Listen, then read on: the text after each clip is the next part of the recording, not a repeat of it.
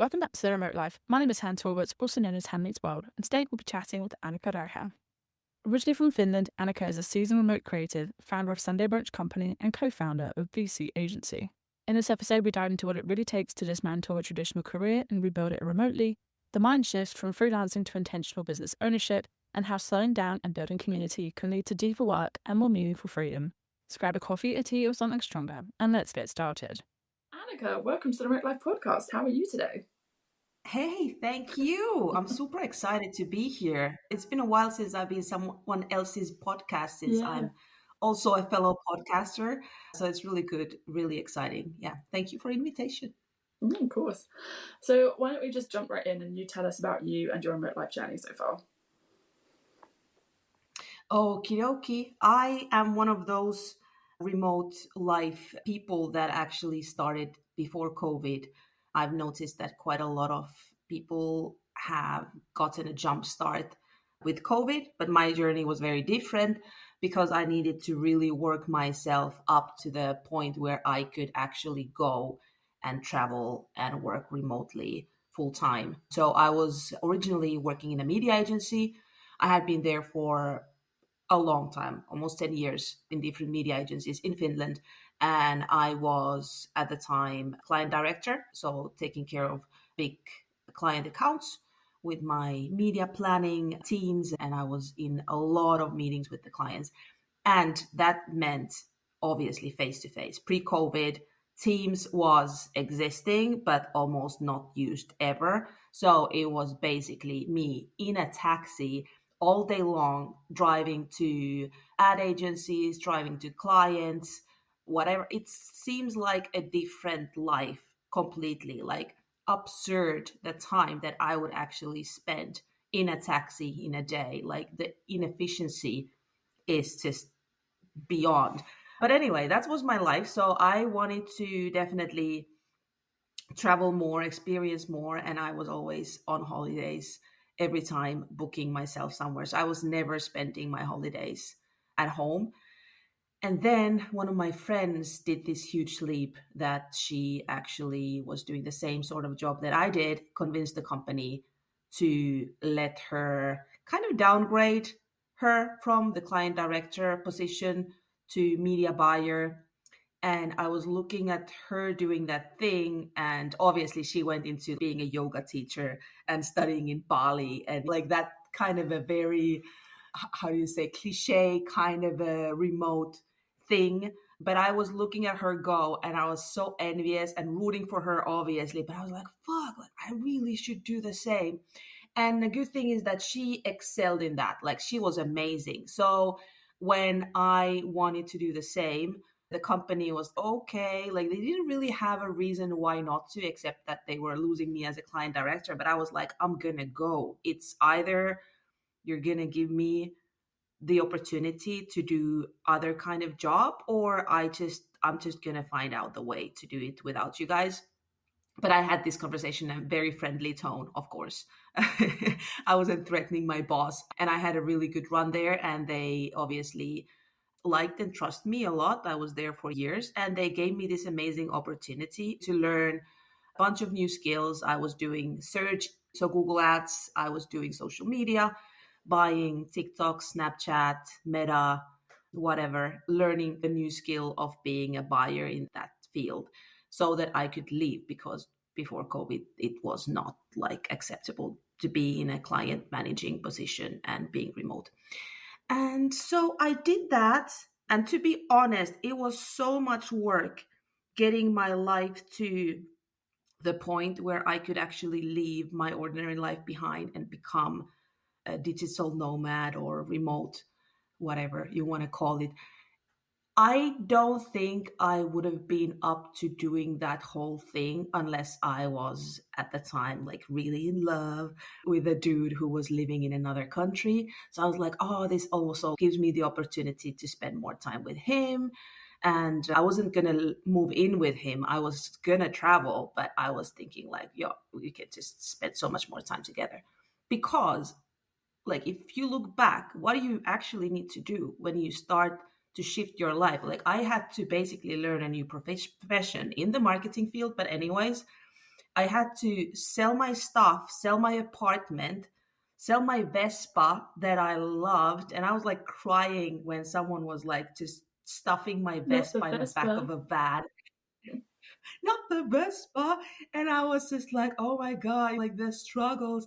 And I'm like a lazy person. Like that amount of effort that you need to do when you already have a life set up in a certain way and you want to completely change it, it's a lot. So when people say to me these days like, oh, it's so easy for you, you can do and work from wherever, I'm like, you bitch, you don't know what you're talking about. Like I did go through all that, like doubts of like, how am I going to support myself if anyone is ever going to hire me again. My parents were like, it's going to look very suspicious in your CV that you've been like just randomly traveling around. No one wants to hire someone like that. Like they think that you are not consistent. They can't trust you. What if your skills go downhill? And all of those things were very much the topic of conversation during that moment. But I just had this thing of I'm living someone else's life. Like I want to experience, so that's what I did.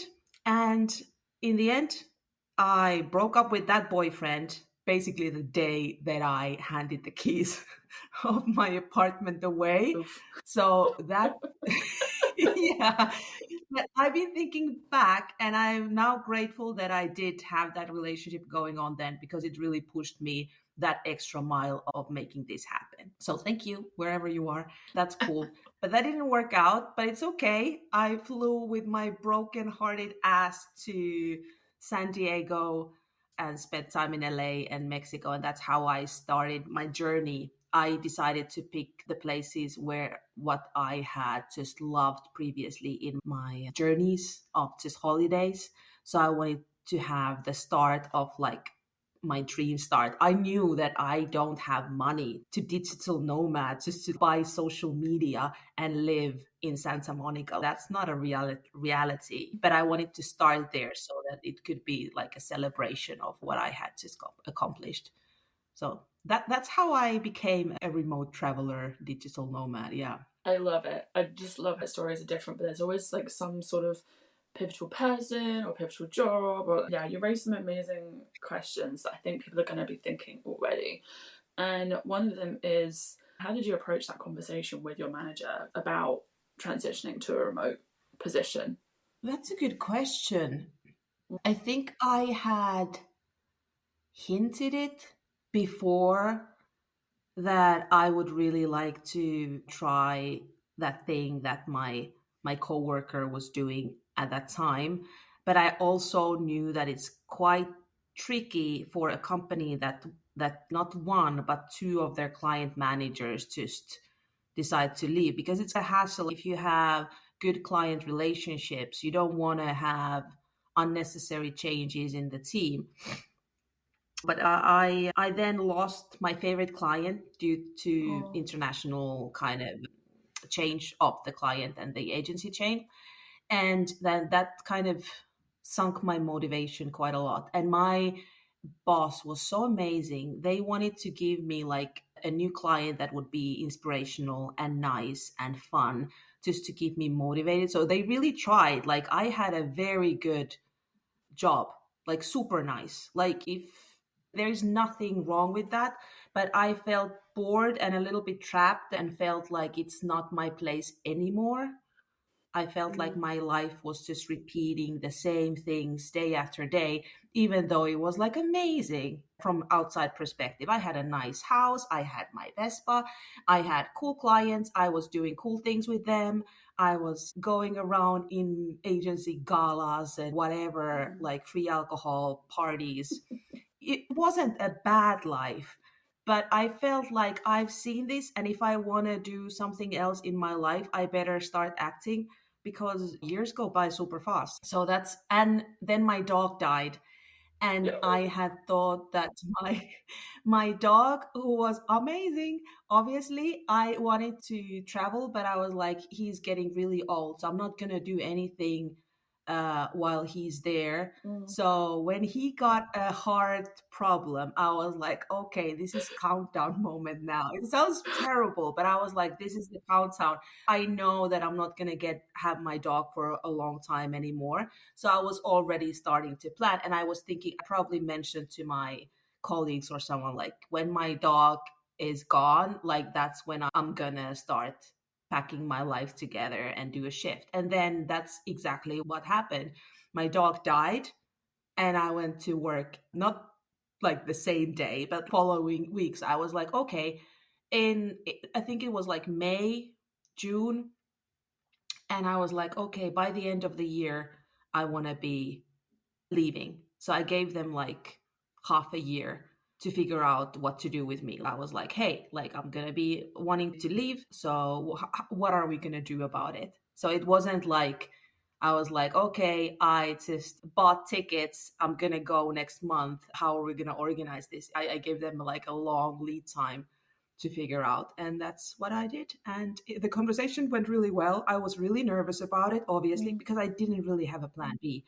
I didn't think that with my job expertise, I could be anywhere else employing myself with my skill set if I didn't have that job. So I would have just started to look for a new freelancer, I don't know, some position. So I'm really happy that they gave me the opportunity. And now, since I'm gone from there, I started to very quickly realize, wait a minute, I do have a lot of skills that I can use even if I don't have my team around me. Like, I have a lot of experience through different fields and different kind of clients and markets and everything. There is so much that I can actually do without being a part of a media agency. But I couldn't realize, and I feel like that's something that a lot of people have. They're like, but what am I gonna do if I'm gonna be like why would someone pay me to do like anything, because I've been only like here and here.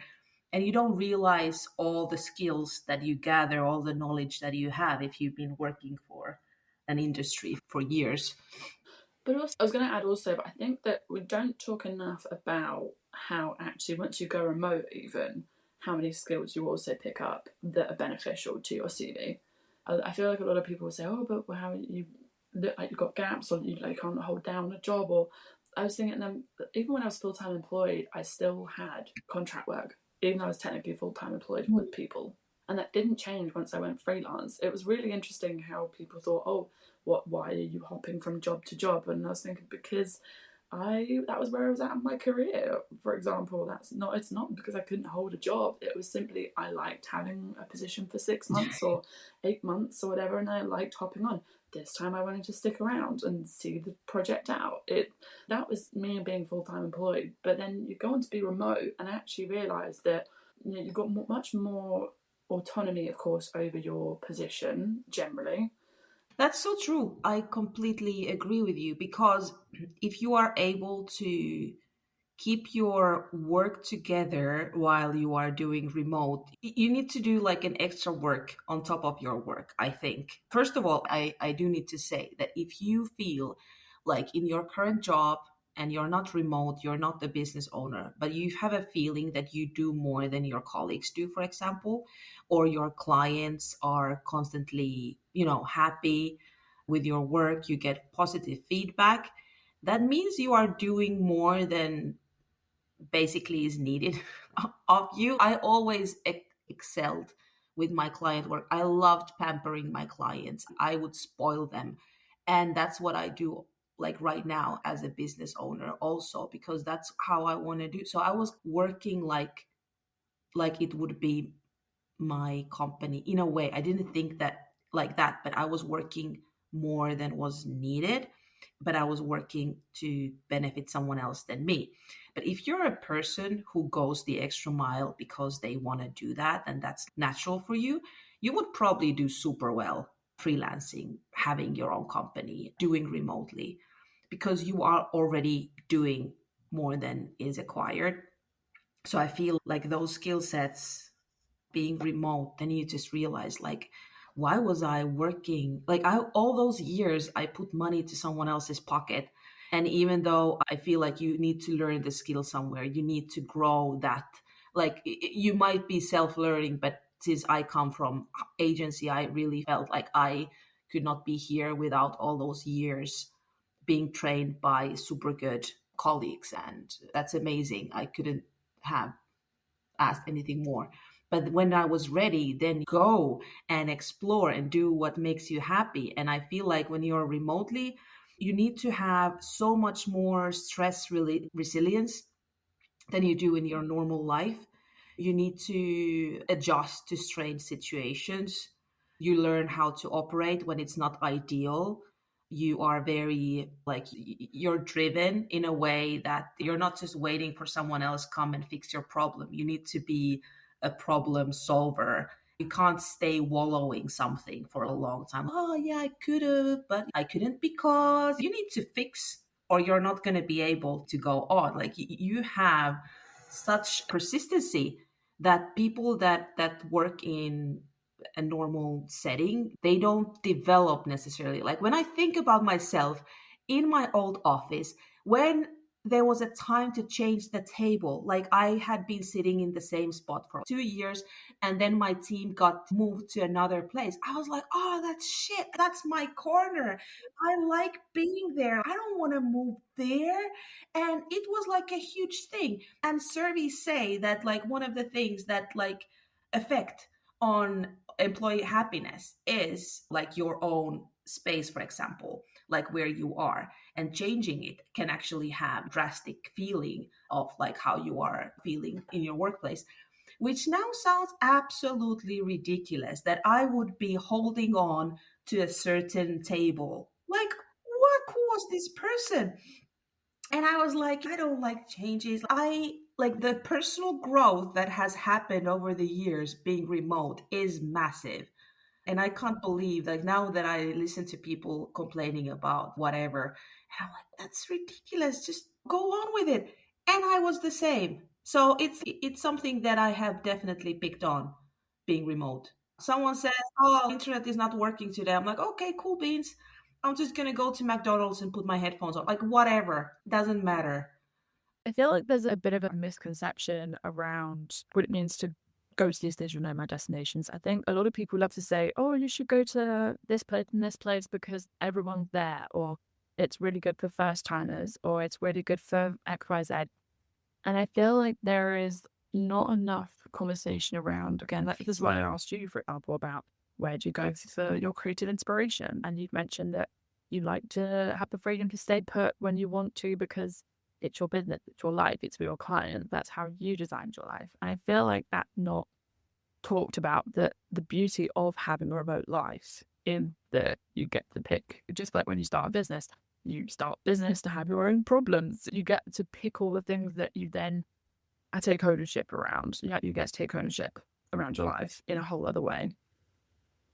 Exactly. The first year of me living remote, I kept jumping to other like places. Well, I was in some place for a week, 2 weeks, max 3 weeks, I think. And then I would change location. Obviously, it's financially quite expensive, but also it needs you to juggle all the time, like pack, unpack, book tickets, plan your accommodation. Like that's so much work if you're doing that constantly and you don't have so much time to relax. But I wanted to experience everything. And I think this is something that happens to many people, that when they start, they are more active of jumping from place to place. And then I think by the time that COVID hit, I was I was more like, I was in London actually a lot of the time because I was dating a guy who lived there. And I was also in Portugal for a little bit. And when COVID hit, I was just coming to stay with my parents for a while just to come and say hi before I would just go back to Portugal. And I had trips like flights planned and everything.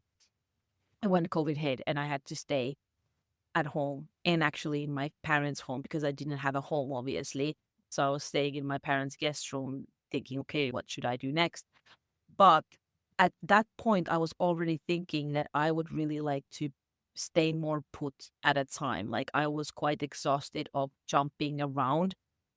And I was like, okay, I might want to have some base camp somewhere, or at least stay for a few months at a time somewhere, so that you don't feel like you need to constantly be living off your suitcase, that you could actually put your stuff in the closet and just keep doing that for a while. And so I was already shifting to another kind of remote life. I wasn't thinking of giving it up. No way. So it was like a very tragic moment for me when COVID hit. Like everything in my life changed instantly. And I know it did for everyone, but I had just broken up with my boyfriend.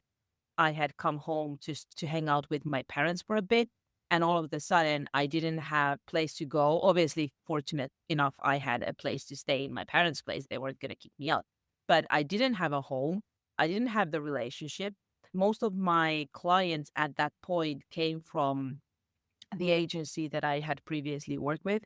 So all of that just shut down because then the investment of like marketing investment went down completely when COVID hit, and they couldn't be having freelancers doing any work while they had to be able to maintain their stuff. I was there in my parents' guest room without a job, without a boyfriend, without a place to go. And I was like, what the fuck happened? A month ago, I was in London having my own freelancer lifestyle. And now I'm here in the countryside in Finland without any plans or ways to go forward. So it was a very difficult moment, but looking behind to that moment, that also just really enabled me to actually take my business to another level. Because at that time, until then, I had only focused on wanting to travel, and the work was enabling me to travel. So it was financing my life while traveling. And from that moment onwards, I started to build my own clients in a very different way. I was starting to get more of those like strategic planning works again because everyone was remote. So all the other people who were managing clients and being team leads were remote as well. So all of a sudden, that old world where had been working was doing the same remote thing as I did. So I was able to jump back to that sort of life, but just keep it remote after everyone else started to get to the office, not me. So I see that as such a fortunate moment because I really need to think very thoroughly what I was going to do. And that is the moment when I really feel like I started to have more of a business sense than the just freelancing and living abroad sense. The mind shift of, okay, I'm going to build a company out of this instead of I'm going to be freelancing to someone else so I can get some money while traveling. And that was a big shift, I think, for me. And after that, it's been a whole different way of thinking my company and the brand, as I know that you love talking about branding.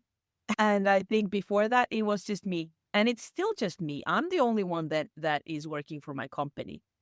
And for a long time, I was like, why would I like naming a company? What does it matter what my company's name is? Because I have a very good network and we have a very small market in Finland. I already have the very good network of people.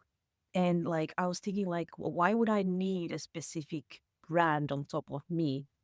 And then when I started my official company, which is called Sunday Brunch Company, I just was like, okay, it's going to be Sunday brunch because I love the vibe, the chill. Let's do stuff, but let's have fun while doing it. And let's work in a way that everyone is enjoying themselves, even though if we're doing like real work, real stuff, really cool stuff, but let's have fun while doing that. And it became more important to me than I ever would have realized. So I'm just really, I don't have any children, but Sunday brunch is like my kid. Like I'm really happy about it. And I started to focus on more like how I speak about myself. Like I don't say anymore that I'm a freelancer. I have a nickname of the industry being a media weasel, which was a really funny term that someone called me. And it can be heard as a negative thing, I think, because it doesn't exist. Like the concept doesn't exist, but it could be negative. But I decided that this is positive. Yes, I am the media weasel. I weasel best things for my clients. So that's now a part of my brand. So I'm known as a media weasel. And I'm like, yeah, there can be like a lot of planners and media agency people, but there can be only one weasel. So that's me. So the branding actually followed that realization that this could be my life in a long term. And I want to build something out of that and not just be temporarily traveling. So that I think branding came after that. There is obviously a thrill in travel, and it's amazing to have that freedom. But I find that you get to a point where you start, for me, I feel like it sounds similar for you, you want to start building something that, dare I say, feels more meaningful and something that you can take the time to, it's almost like your own legacy in a way. To for you, that might be being a media weasel, like it's about, but again, that's like, or building Sunday Brunch Company. I think that is just part and parcel of, or maybe it's just part of the journey or the process of the remote life. Ultimately, is that ultimately the beauty is that you can pick and choose. Some people stay on and they travel for another 10 years and don't have a base, and it works for them. Some people will put down roots and have a family or start a business or whatever it looks like. And I think it goes back to having the freedom of flexibility and freedom of choice in what you do. And I think that once you've done that giant leap of going and living remotely, you've done the hardest part already once. So after that, even if you would go and stick around for a while and move back to home or whatever, like you inside you, whenever you want, you can choose to do that again or live another kind of a life. And I think that's the biggest thing, that you can, like, even if you would to remote thing only for a while and then get back to your life, like you will never be the same. There will always be that sense of I can just pick myself and go. Like that sort of confidence that you have for yourself to be able to lead a different lifestyle. I think that is something that I feel like is one of the most valuable things that came out of the remote life. I think also then having that freedom, you then by proxy then find your community too. You don't have to go after specific communities or certain destinations because their air quote is a community there. And you actually, once you start picking the places you go, and once you start building the business, and once you start like networking, and you then start connecting also with your community that resonate with you too.